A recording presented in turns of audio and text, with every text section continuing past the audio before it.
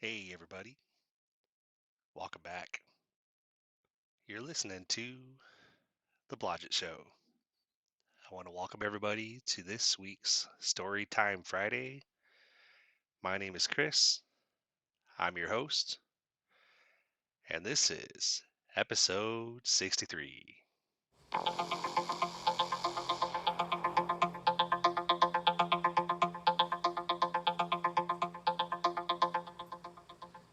Once again, guys, welcome.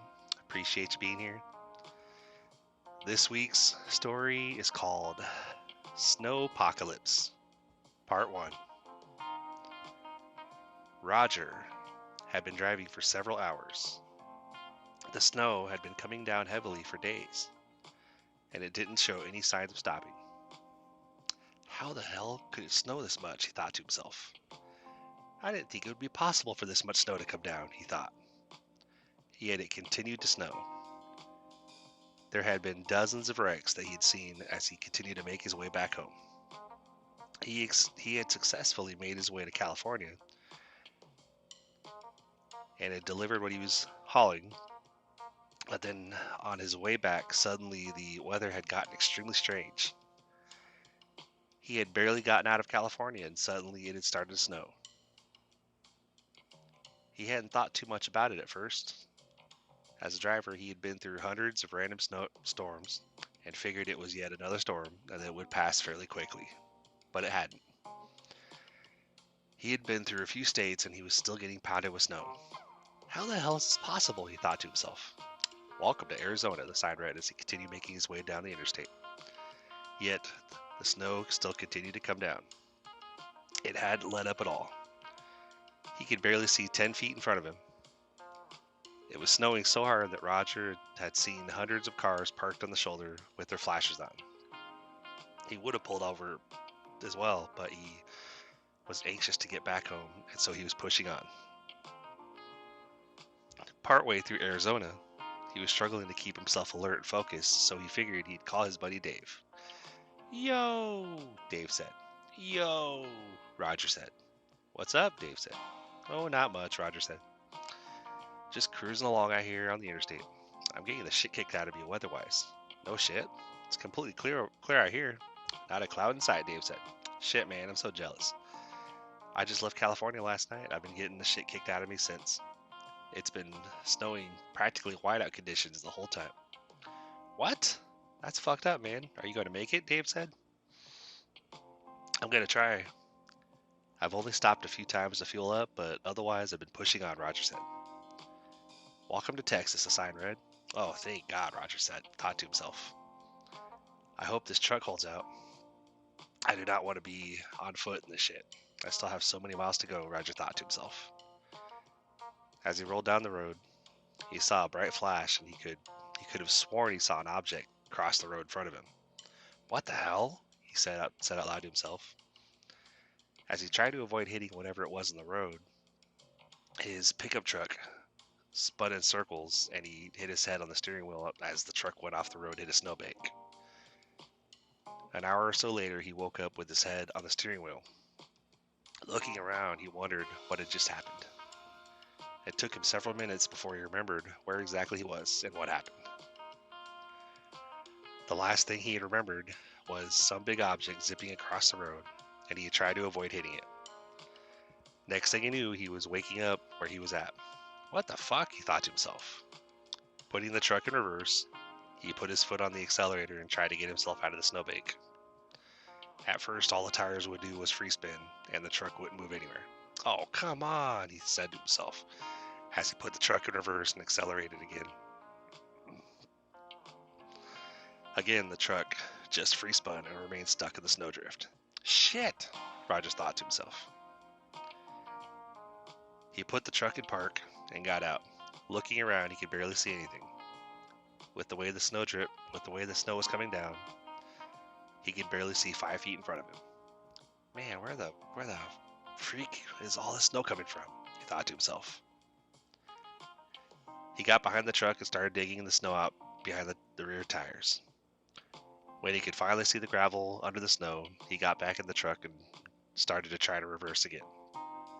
The wheels finally made contact with solid ground, and the truck successfully reversed out of the snow. Thank God, he said to himself.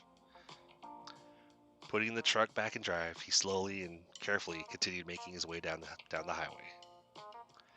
Hundreds of miles later, he still could barely see what was going on. What the freak? He thought to himself. It's been snowing nonstop for this like this the past 2 states. What the hell is going on? He thought to himself that maybe there was something going on that he didn't realize, so he went to turn on the radio. As he flipped through the stations, every station he came across was broadcasting nothing but static. He went through dozens of stations, and yet all he had managed to find was static. He pulled out his phone thinking, what the fuck is going on? There has to be some kind of news online. However, he tried to pull up a browser on his phone, and he was surprised by what he found. The browser you're trying to access is unavailable or cannot be loaded, he read on his phone. What the fuck? He thought to himself. He tried to call his wife. I'm sorry, the number you're calling cannot be completed, he heard through the earpiece. That's weird, he thought. He tried to call his parents. The call you were trying to make cannot be completed, he heard. What is going on with the cell network? He thought to himself. He was beginning to worry quite a bit. Breathe, man. Just breathe. Everything is fine, he told himself. But he couldn't quite shake that something was wrong. All he could do, though, was keep rolling down the road. Even if it was slow, he had to keep going. He had to keep pushing on. He had to keep making his way back to his wife. He couldn't let himself give in to the possibility that things weren't okay. I have to make it home. I have to, he told himself. He tried to dial his wife, Maggie. The call you were making cannot be completed as down. Shit, he said to himself. What the fuck is going on? He said to himself. As he slowly made his way down the road, he tried to turn the radio on and scroll through all the possible stations. Every station he came to at first came up on his digital display with the station number, but only broadcast in static on the radio. As he continued to work his way through all the possible stations, just before he had gotten to the end of the dial, suddenly the radio got really loud.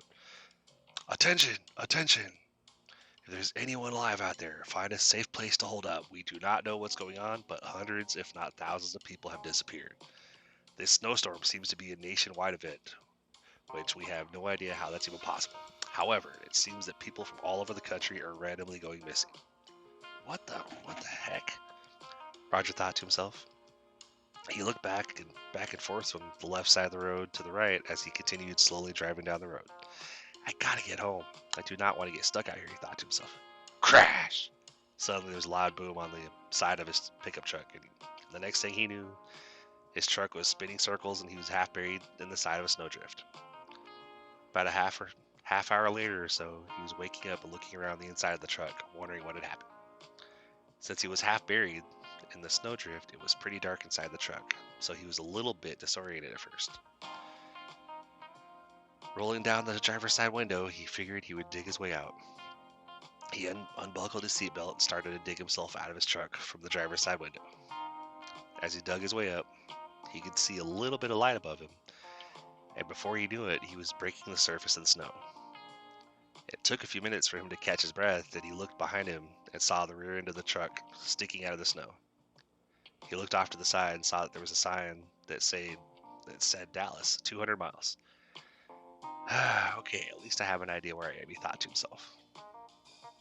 He started walking down the road. As the sun started to set, he pulled out his camping gear. He'd managed to grab it from his pickup truck just before he dug his way out. Setting up his tent, he dug in for the night. When he left California as the nationwide snow began to fall, he stopped and bought himself a tent and other camping gear. He thought to himself that he had no idea what the heck was going on, but wanted to be as prepared as possible. He didn't have any immediate family, so he had tried to call Mary, a cousin of his that lived in PA, but he had gotten the usual automated message about how the call he was trying to make could not be completed. So he decided to grab as much gear as he could possibly take with him. Roger slowly made his way on foot just after crossing the border of Texas, and the snow only got worse. He could barely see 5 feet in front of him. He glanced at his phone and noticed that it had the message "no service" displayed on the screen. Shit, he thought to himself. He hoped he was going the right way. He only knew for sure that he was at least going east because he deliberately had not left the interstate going east. Yet now he had lost his truck and was on foot. Just up ahead, he thought he saw a shape materializing in the distance. What is that? He thought to himself. As he got closer, the shape got more clear and he realized that it was a building. Roger had made it to a gas station. Ding!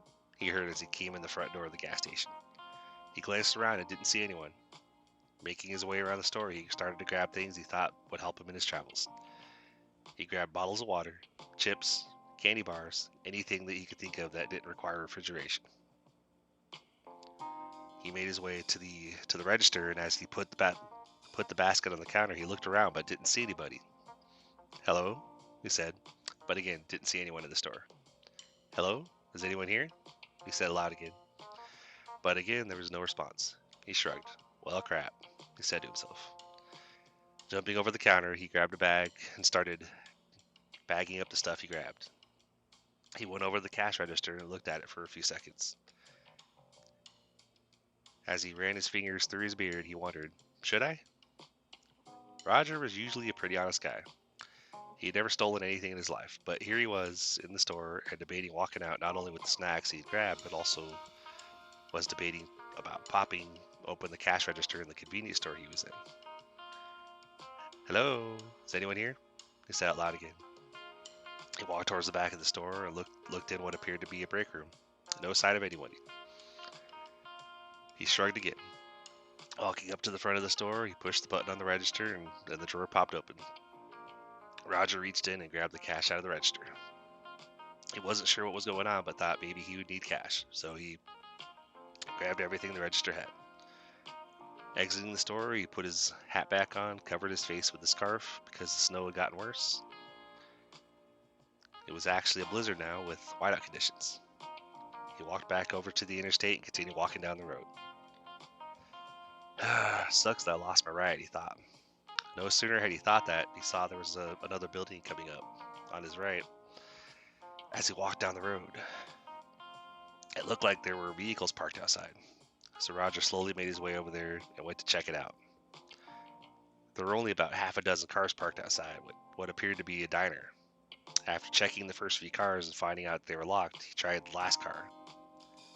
It was a Nissan Rogue and the door was unlocked. Roger got in the Rogue, looked around for a few seconds, then pulled the visor down. Keys fell into his hand. Hell yeah, he said to himself. Putting the keys in the ignition, he started the car and pulled out of the diner parking lot. He got back on the interstate and continued making his way down the road. He had gone several hundred miles so far, and yet he had not seen even a single vehicle, yet alone a single person. What the hell is going on? I thought to himself, where is everybody? Welcome to Dallas, the sign read.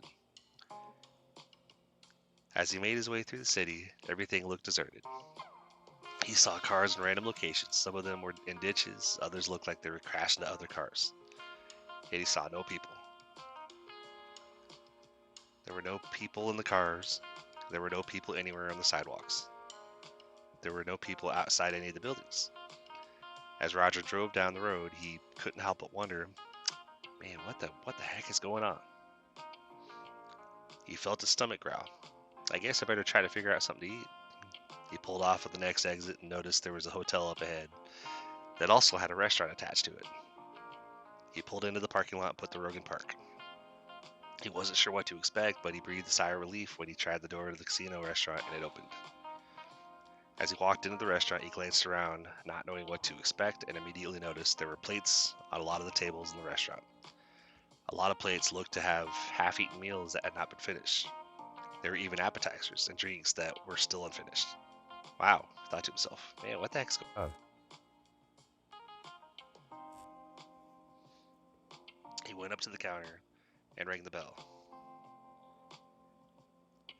He stood there for a few minutes without getting any response, and he rang the bell again. Man, what the heck's going on? He thought to himself. He said, screw it, then made his way around the counter. He slowly pushed his way through the swing doors leading into the kitchen. and looked around to make sure that there was nobody around. Then he went over to the grill and noticed that it was still on. That's interesting, he said out loud. Looking off to the side, he saw there was a fridge, and so he opened it to see what was there. He noticed that there was some chicken, steak, and ham in there, and so he grabbed one of the New York strips and closed the fridge. The grill made a loud sizzling sound as he dropped the steak on the grill. As it cooked, he looked in the fridge to see what he might be able to make with it. He noticed on the bottom shelf that there was a bunch of bell peppers and onions, and as he glanced around the kitchen, he saw some potatoes. He diced up the bell peppers and onions, threw them on the grill, and threw some potatoes in water, and started bringing them to a boil. He kept glancing around every few minutes. It just felt wrong, but he didn't know what else to do. He was hungry, and he had not seen another living soul since he left California. Where the hell is everyone? He thought to himself. He couldn't focus on that right now, though. If he was going to make it home, he was going to have to feed himself, so he had to do whatever he had to do. As he flipped the steak, he tossed the peppers and onions on the grill to cook alongside the steak. As they were finishing up, he strained the potatoes and mashed them up. Looking around the kitchen for a few minutes, he found where the plates were and plated up the steak and topped it with the onions and peppers, and then scooped the mashed potatoes alongside the steak. He noticed there was another fridge, and it was loaded with a lot of alcoholic beverages. He found a beer he liked and grabbed his plate and made his way back into the main dining room. As he sat down with his plate and his beer, he looked around again and shivered at the thought that there was absolutely no other person anywhere near him. He couldn't think about that right now, though. He had gone a while without eating, and if he was to make it home, he needed to keep his strength up. So he grabbed a fork and a knife and started to eat the meal he had prepared. As he bit into his steak, he sighed. "Oh my God, this is amazing. I haven't had a steak in so long," he said to himself. Scooping a spoonful of potatoes into his mouth, he sighed happily. "So freaking delicious," he sighed out loud. After finishing his last few bites of steak and veggies and potatoes, he made his way out of the casino to head back to the Rogue. He had to make his way through the gaming area where all the gambling machines were, and he glanced around and noticed that there were absolutely nobody in the gaming area. This is so freaking weird, he thought to himself. He got shivers down his spine thinking about how empty every place was around him. It didn't make any sense. However, he told himself that he couldn't worry about that right now. He had to keep pushing on and just try to make it home. As he made his way back to the Rogue, he heard a high-pitched scream in the distance. It made his skin crawl. "What the heck was that?" he said to himself. He glanced around, but had no idea where the sound had come from. He thought about going back inside the casino, but thought, no, that's probably not a good idea. Then he thought about walking around to try to figure out where the sound had come from, but again thought to himself, that's probably not a good idea either. So he got back in the Rogue, got back on the interstate, and drove off. It wasn't long before he reached the border of Louisiana. It was getting dark, so he decided to find a place to pull off for the night. The next exit he came up on said there was a hotel, so he decided to pull off. He parked and grabbed his stuff and made his way into the front entrance of the hotel. He made his way up to the front desk and rang the bell, but didn't get any response. He glanced around the lobby and didn't see anyone, so he made his way behind the counter. He looked at the key cards that were hanging there and randomly grabbed one. "Room 125 it is," he said to himself. Finding his room, he set the deadbolt behind him, threw his stuff on the bed. "I really need a shower," he said to himself. As the shower got hot, he thought to himself, "Thank God, there's still hot water." As he stood under the hot water in the shower, he again wondered to himself what exactly was going on. Where was everybody?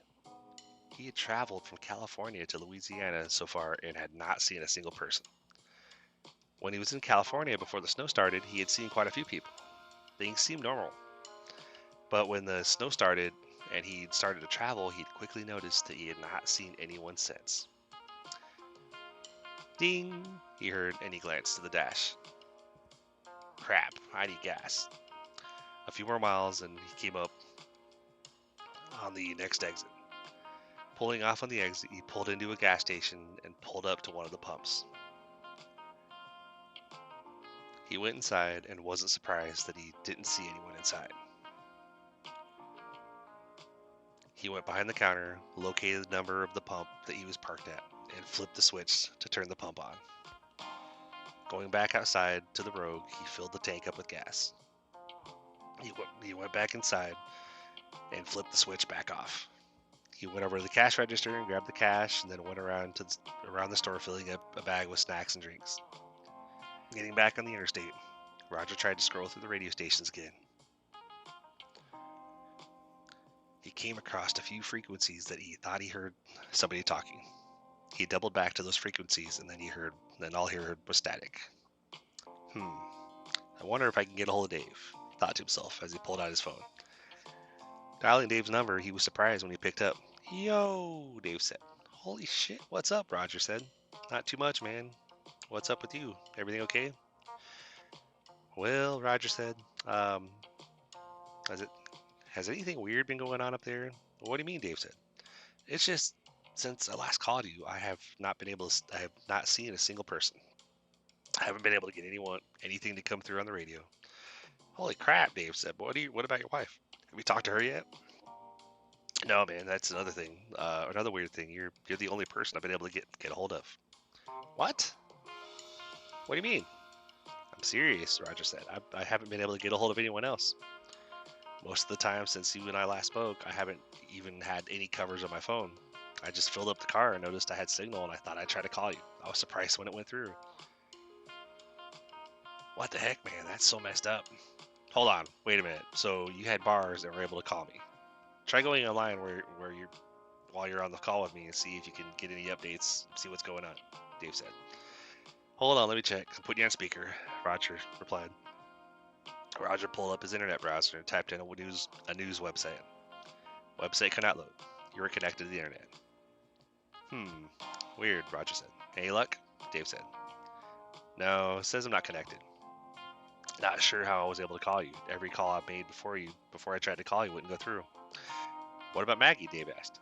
Yeah, I've tried to call her a few times. It keeps giving me the number you've dialed cannot be completed as dialed message.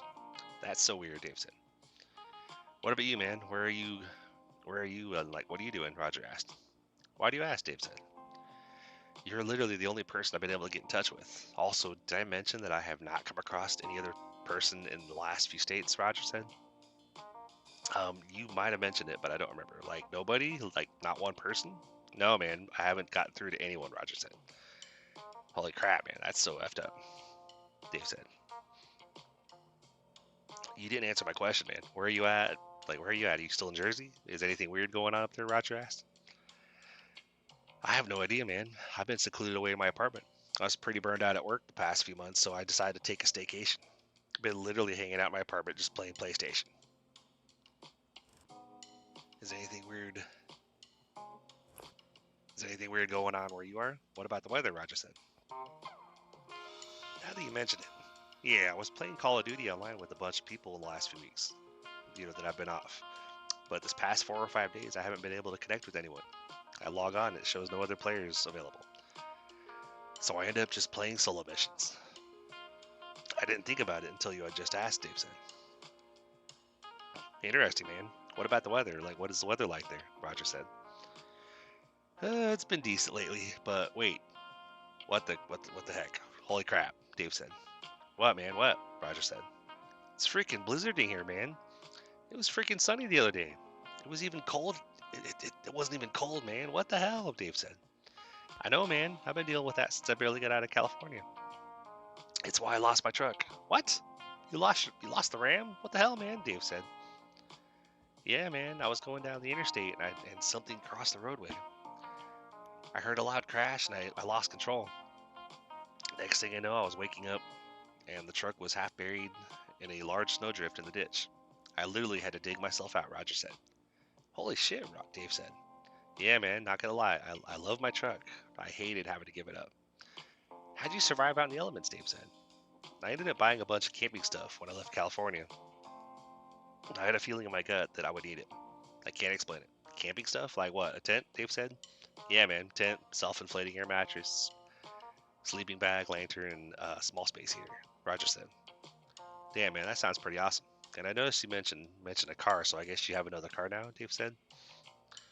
Yeah, I came across a business that had a bunch of cars parked outside. I checked a bunch of them and found a road that was unlocked. You're not gonna believe this, man. You know how some movies show guys getting into cars and pulling down the visor and finding the keys? Roger said. Yeah, I've always thought that was complete BS. Dave said. Roger laughed. Yeah, I always thought the same, but you're not gonna believe this. Don't tell me you found the keys above the visor. Dave said. Even better, man. I pulled the visor down and the keys fell in my hand. Roger said. No freaking way. Dave said. No shit, man. Roger said. Hell yeah, man. I was surprised when the keys landed in my hand. I was like, no freaking way. I thought that'll happen in movies. Dave laughed out loud. I can't believe that actually works, man. I always thought that shit was made up in the movies. Me too, man, Roger said. So you said you haven't really been outside much, right, bro? Roger said. No, man. I have maybe gone outside to take the trash out, but otherwise, no. I've just been hanging out here in my apartment, gaming it up. The only other times I took a break were, oh, crap, wait a minute, Dave said. What is it, man? Roger said. I was just thinking, I tried to go online to order food the other day and it wouldn't go through, Dave said. Okay, well, what do you think that means? Roger said. Bro, I didn't think anything about it at the time, but you mentioned not having any internet access. It didn't dawn on me at the time when I tried to order food, but now I'm like, holy crap, Dave said. So you think what's going on here is going on there too, bro? Roger said. I didn't think so before, but now I'm thinking that maybe that might be the case, Dave said. Holy crap, Roger replied. So what do you think is going on? I have no idea. You probably know more than I do. What are you gonna do next? I'm not gonna I'm just gonna keep making my way east. I'm gonna keep trying to make my way home. I don't know what else I can do, bro. I had kind of started to give up hope of there being anyone else out here, Roger said. What do you mean, bro? Bro, you're literally the only person I managed to get a hold of since I left California when the blizzard conditions started happening. Seriously? Dave said. Yeah, man, Roger said. I've been making so many phone calls, it's not even funny. Yet none of my calls have gone through. Not until I tried to call you anyway. Have you tried to talk to anyone recently? Dave sighed. No, bro. Like I said, I've just been chilling out here in my apartment for almost the past 2 weeks, playing video games and trying to unwind. You know how stressful my line of work is. Oh yeah, no. You still trucking it up? Roger said. Hell yeah. Although I'm working on getting a side gig set up, I love to be able to not have to go over the road for a month at a time. It totally sucks. Oh hell yeah, man. I know how that is. I remember back when I used to be out on the road driving for the same company as you. Although yeah, I admit I was stressed out from being away from home, but I did love what I did. We got paid pretty well, Roger said. Yeah, that's true, Dave said, but it still doesn't make it any easier being away from home. Yeah, you're right, Roger said. So you going to be going back out on the road in the next few weeks? Dave sighed. Well, that's currently the plan, but with the unusual stuff going on, I'm not sure what's going to happen. When was the last time before talking to me that you'd spoken with anyone else?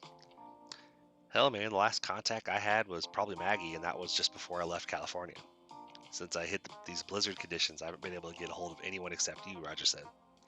Dave sighed again. Okay, Roger, bro, I don't know what's going on, but you be careful out there, man. When I get off the phone with you, I'm going to see if I can find out anything, and we'll try to see if I can get in touch with anyone else. Give me a call whenever you get a signal again, and I'll update you on what I find out. And you do the same with me, okay, bro? Dave said. Sounds like a plan, man. Oh, there was one other thing I forgot to tell you. I still haven't figured out, I still haven't figured it out, but it freaked me the hell out, Roger said. What is it, man? Dave said.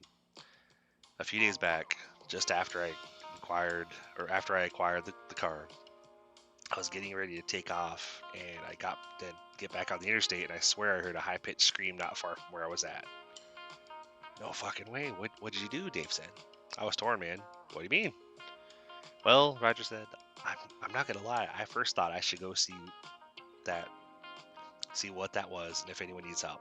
Yeah, Dave said. And then I thought, I have a feeling that's probably wouldn't be a good idea. So I went with my gut and I drove off. Dave laughed. I hear you, man. Roger sighed. Bro, not gonna lie, I wanted to go check it out. It sounded like it wasn't far from where I was at, but I had this really bad feeling in my gut. Something in my gut was telling me not to go check it out. you could say that I had this fear telling me if I didn't get out of there, I was probably gonna die. So I started the car and I drove off. Maybe somebody needed help, and because I drove off, they died. But maybe it was nothing. Everything in my gut was telling me that I need to get out of there, though. I hear you, man, Dave said. I'm all for helping people, but I feel like you did the right thing. Okay, man, I'm going to hop off. And I'm going to start seeing if I can get a hold of anyone or if I can find any websites that work. I'm going to see if I can somehow get any information about whatever might be going on. Keep making your way east and call me whenever you get a chance to let me know things are going okay. All right, man, Roger said. I will definitely do that. Be safe, bro. I will, man. You be safe out there too, Roger. Roger had pulled the car over when David answered. And after hanging up, he put the car back in drive, pulled back onto the interstate, and continued making his way down the road. Welcome to New Orleans, the sign said. Okay, I'm making good progress, Roger thought to himself. The sun was set, getting down pretty low, and he was getting pretty hungry. I should probably find a place to stop for the night and find something to eat, he thought. As he made his way through town, he noticed there were several businesses that had the windows broken, and a few of them were on fire. Holy crap, Roger thought. He came up on another casino with a hotel and a restaurant attached to it and decided to pull in and park. He loaded up his overnight bag and headed inside. As he opened the door of the casino, he looked around and didn't hear or see anyone. He thought to himself, I wish I had a gun or something to protect myself with. Even though there were no people in sight, the casino was really loud. There was music playing nearby, although it sounded pre-recorded. There were loud sounds nearby that sounded like when people had won a slot machines. Roger could even hear what sounded like coins coming out of the machines. Yet as he looked around, even with all the flashing lights and all the really loud sounds, he couldn't see anybody. Where the fuck is everyone? He thought to himself. He made his way to the kitchen and, like he'd done before, looked around to see if anyone was there. However, just like before, there was not a soul in sight. And so he went back into the kitchen, fired up the grill, and looked in the fridge to see what the kitchen had in stock. He saw some meatballs in the fridge, and he noticed some pasta sauce. That sounds pretty good, he thought. He opened up one of the cabinets and noticed there was some bow tie pasta. He had also noticed some mushrooms and some shredded cheese in the fridge. He preheated the oven for the meatballs and set them up on a baking sheet ready to cook. He pulled out a cast iron skillet out of one of the pantries and got it heated up. There was a loud sizzle as he threw the mushrooms in there, as well as some onions that he chopped up. He put some water on to boil, put the pasta in. When the pasta was done cooking, he strained it and put it in a bowl. He added the red sauce to it, and then added the mushrooms and onions, and added some shredded cheese to it before mixing it all up. Oh my god, this is freaking amazing, he thought to himself. Bang! Roger dropped his fork on the floor. What the hell was that? Was that a gunshot or an explosion? He said out loud to himself. After not hearing anything else for a few minutes, he grabbed another fork and took a few more bites. He ate a few of the meatballs and suddenly he heard what sounded like another scream in the distance. His breath caught in his throat.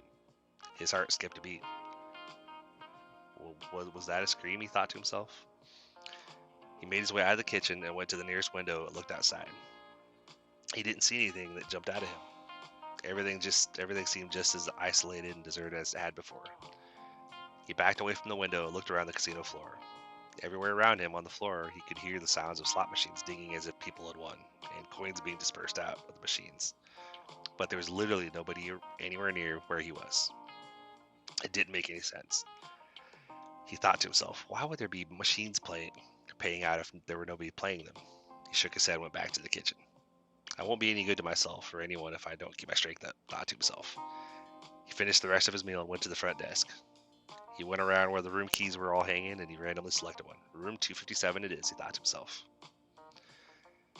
As he let himself into his room for the night and the door shut behind him, he thought, I really hope Maggie's okay.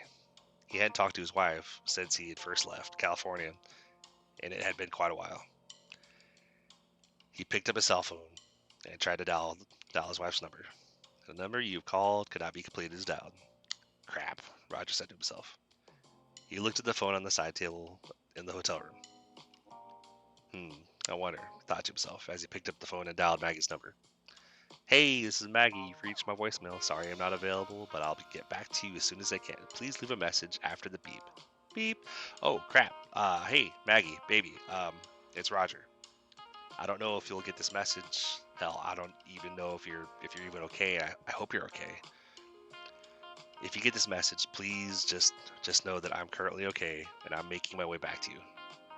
I don't know what's going on, but I've been slowly making my way through some really heavy snow, blizzard conditions pretty much since I left California, and I haven't been able to reach anyone at all. Well, I managed to reach Dave, but other than that, I've literally not seen anyone else. If you get this message, I still have my phone, but I don't know if you'll be able to reach me. I'll keep working my way east, and if I can get a call out, I will call you. But baby, please be careful. I couldn't handle if something bad happened to you. Beep. You've reached the maximum time for the message. If you'd like to re-record your message, press 1. Shit, said to himself as he pressed 2, so that he could just send the message. He made his way back to the Rogue and got back on the road. He crossed state lines again, and he thought he'd try the radio again. He almost got through all the stations when he heard a voice on one of the frequencies as he passed it. He backed back up to it to go to the frequency he just passed. We don't know what is going on, folks. So many people have disappeared. It seems to be happening in all the states where there are blizzard conditions. There are probably about a dozen states where things seem to be okay, and they do not have any unusual weather going on, nor do they have any reports of people disappearing. But in all the other states, we've heard reports of only a handful of people still being present in those states. In all those states, people only started disappearing after all the extreme weather started. There is no report as to anything taking them. These people are just gone. So if you're hearing this broadcast and you're passing through these states, please be careful. If you hear anything, do not go and investigate. If you have a car, get back in it and keep driving. Do not try to be a hero. Keep on the move and be safe, the voice said on the radio. Holy crap, Roger thought. He pulled out his phone and dialed Dave's number. Yo, Dave said. Yo, Roger said. What's up, man? Dave said. Bro, I just managed to find a radio station that had something on it, and you're not going to believe what I just heard. What'd you hear, Dave said? Well, they said that these extreme weather conditions are going on in all except like a dozen states, and they said that just keep moving. They said if you hear anything, don't be a hero, don't go trying to help, and just keep moving. Roger said. Holy shit, man, that's some crazy crap. Yeah, man, Roger said. Have you been able to get a hold of anybody? No, I didn't even realize what was going on or how bad it was since I talked to you last.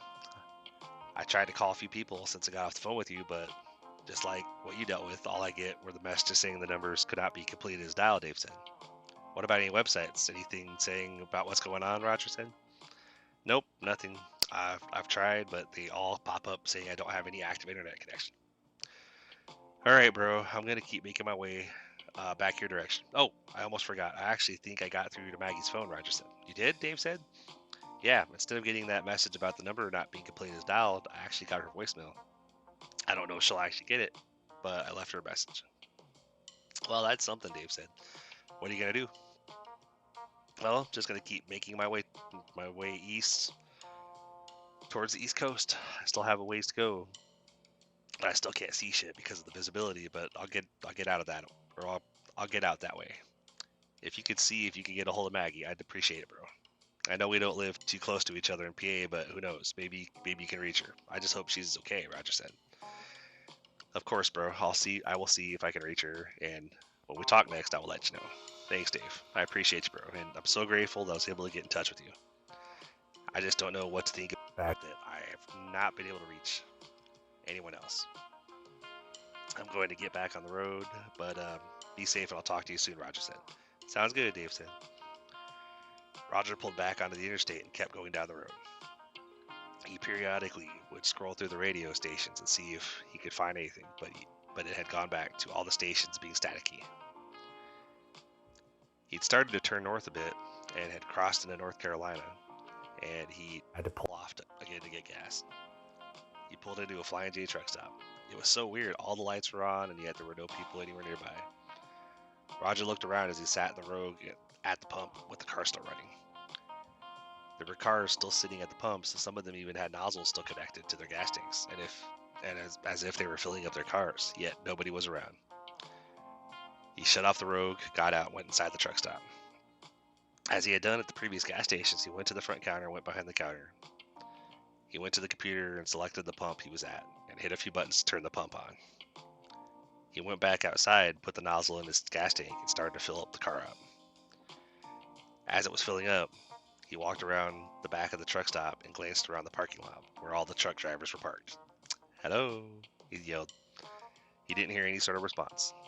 He could still hear trucks idling, but he didn't hear anything that gave him the impression that there was anyone nearby.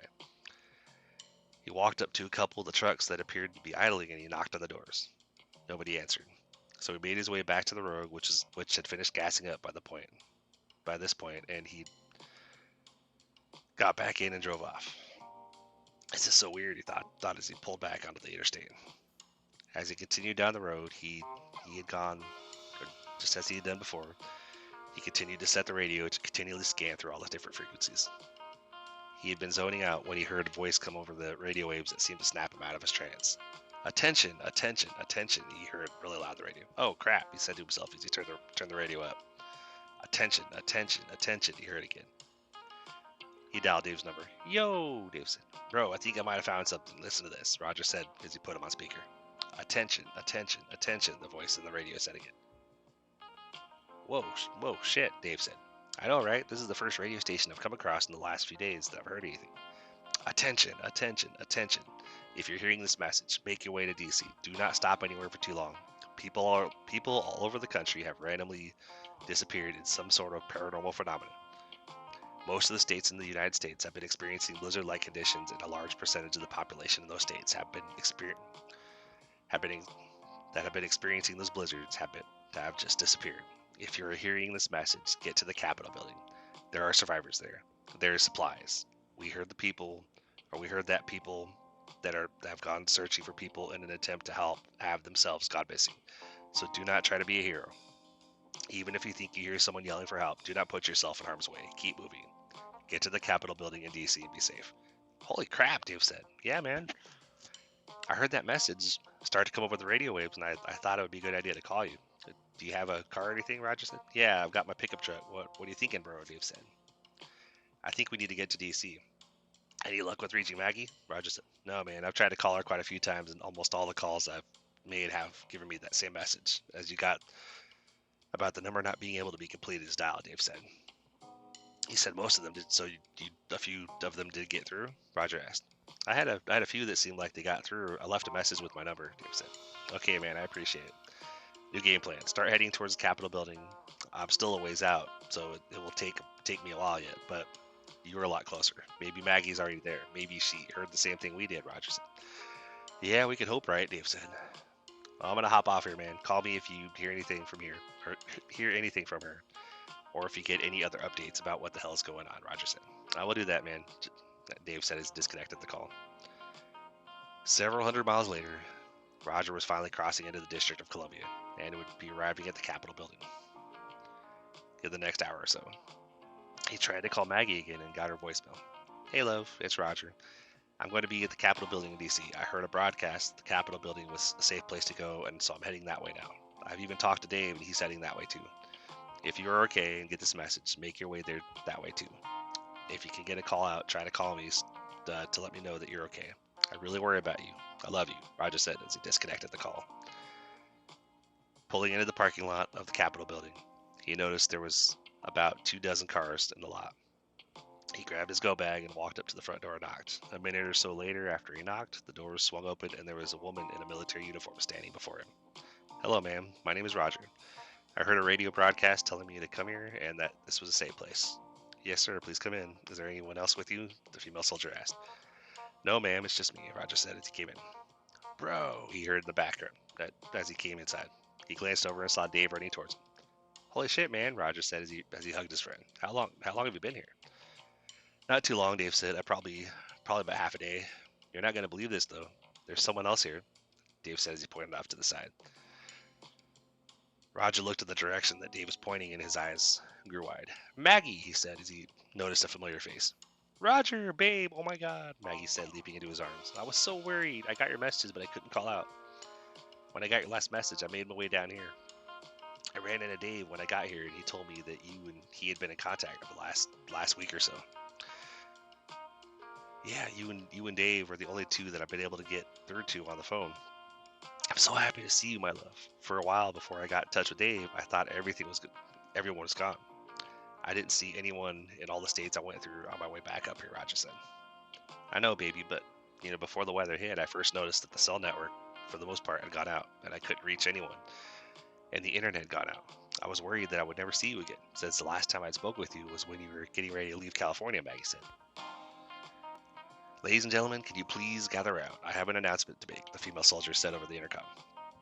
As a small crowd of people in the Capitol building gathered around, she continued. My name is Staff Sergeant Martinez. I am a soldier in the United States Army. As you all are aware by now, there is something odd going on in the country. There are blizzard conditions in a majority of the states, and from limited information that we have gathered, and it isn't much, a large percentage of the population have just disappeared. We do not know much more information than that, other than people are just gone. We don't know why or how, or even why myself and y'all are still here. I have no explanation for any of it. For now, I need you all to stay calm, and as I get any new information, I will relay it to you. Also, do not go outside, and especially do not go anywhere alone. We do not know how many people are left, and so we want to do whatever we can to protect those that are still left, Sergeant Martinez said. Roger hugged his wife Maggie, thankful that he had reunited with her. He and Maggie and Dave grabbed some of the gear that the handful of military personnel had provided to the people in the Capitol building and found a small room and made themselves comfortable. It was going to be a while before things got back to normal. That is, of course, if they ever did. They didn't even know the extent of what was going on. All they knew for certain was that they had found each other and they were all safe. So for now, they would make sure that they didn't go anywhere without each other and would keep each other safe. As the days and weeks went by, thankfully the military personnel somehow was able to keep the Capitol building supplied. So there was always food and supplies. And the people that were hunkering down there had everything that they needed. Everybody still struggled to get through to anyone on the phone, and there were still no updates online. As for the most part, they were unable to get a signal out. For now, all they could do was hunker down, be safe, and watch each other's backs. Hopefully soon they would really know what had happened, what was really going on, and maybe someday soon things would get back to normal. But in the meantime, at least they had each other. The end. To be continued.